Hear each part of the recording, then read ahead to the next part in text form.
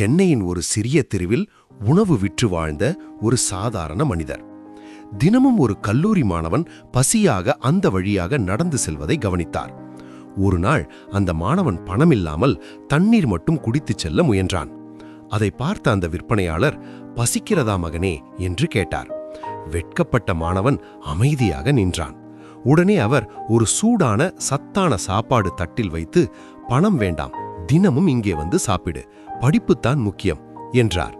அந்த நாளிலிருந்து அந்த மாணவன் தினமும் அந்த கடைக்கு வந்து சத்தான உணவை சாப்பிட்டு கல்லூரிக்கு செல்வான்.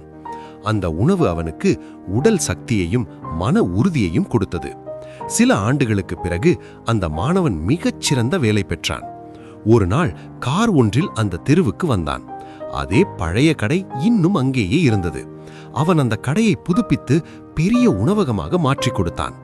ஆனால் அந்த விற்பனையாளர் சிரித்துக்கொண்டே சொன்னார், "நான் கொடுத்தது சாப்பாடுதான், ஆனா நீ அதை நல்ல வாய்ப்பாக மாற்றினாய்." ஒரு சிறிய கருணை ஒருவரின் வாழ்க்கையை முழுவதும் மாற்ற முடியும். கதை பிடித்திருந்தால் லைக் பண்ணுங்க, நண்பர்களுடன் ஷேர் பண்ணுங்க. இன்னும் இப்படிப்பட்ட உணர்ச்சி கதைகளுக்கு நம்ம சேனலை சப்ஸ்கிரைப் பண்ணுங்க.